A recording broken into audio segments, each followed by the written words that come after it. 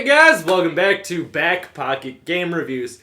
And today we're going to talk about something a little interesting. It's a little bit about God of War and a little bit about Call of Duty. But you might wonder how are those two worlds colliding.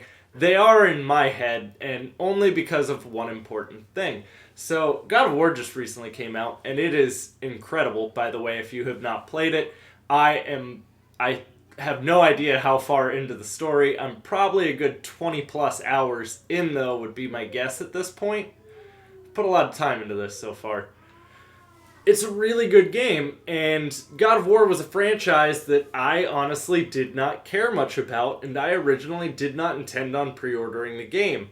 However, a lot of reviews started coming out saying how amazing it was and how big of a departure this was for the franchise. So I decided I was going to pull the trigger, especially since, I play games and talk about games on my channel.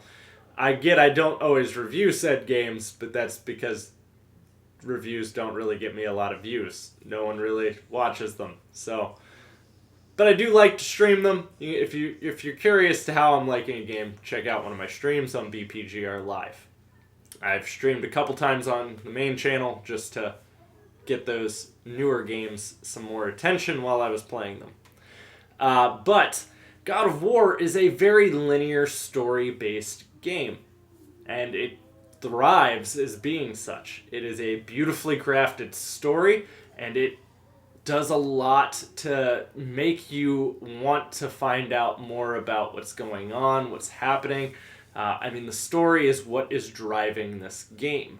There's no multiplayer. There's nothing like that to keep you interested. It is just a story-driven game, which is fine.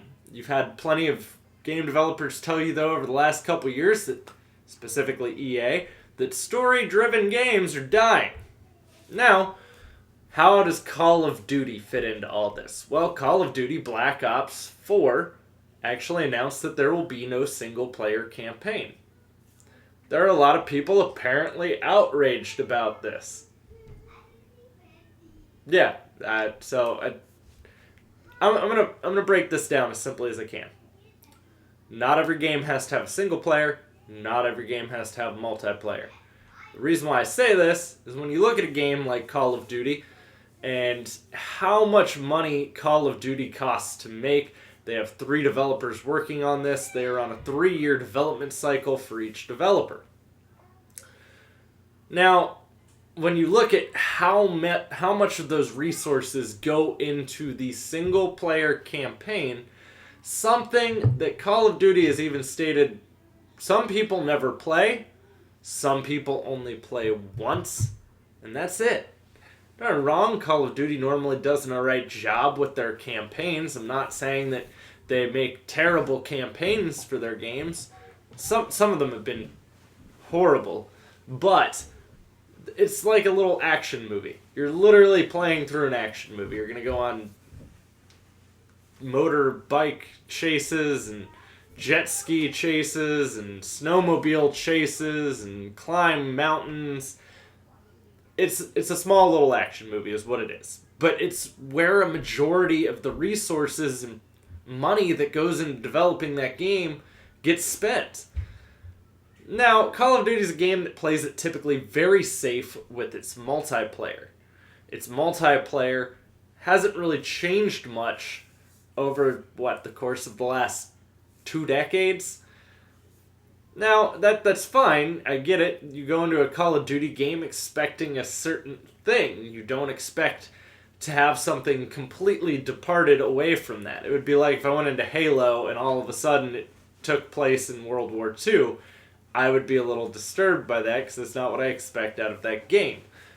But I think if they were to actually spend a lot of time reconfiguring, maybe putting a lot of effort into revamping the multiplayer system, that could be money way better spent than on the single-player campaign for Call of Duty.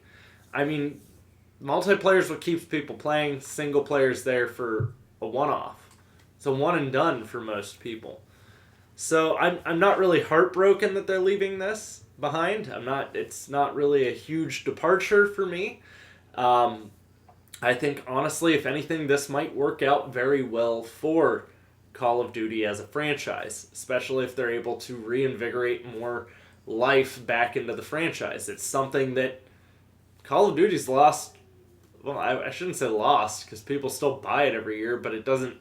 I mean, you don't hear everyone talking about, hey, bro, you getting that new Call of Duty, bro? No. No, you probably don't, unless you're in the Logan Paul household.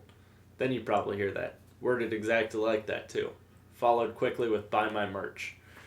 So, guys, let me know what you think. I would like to hear what your opinions are about Call of Duty not having a single-player campaign. It's just, I don't see this as a huge problem. I get a lot of people are making it a big deal, but I think there are resources that they could be reutilizing in a better manner. Also, let me know how you're enjoying God of War so far. Hopefully, I will have a review for that. I'm going to review it and Far Cry probably in the same day. So I'll do 2 reviews in a day for those. But let me know what you guys think so far. I'd love to hear your feedback on the Call of Duty thing and God of War as a whole. Thanks for watching, guys. If you're new to the channel, don't forget to click that subscribe button. You can also click that little bell. That way YouTube will hopefully notify you when I upload a video. And you can drop a thumbs up if you enjoyed the video. If you want to follow me anywhere else, it's all linked in the description box down below, from my Twitter to my PSN to my Xbox Live. You can figure out where you want to follow me at. Thanks for watching, guys. I'll have plenty more content coming for you, and stick around.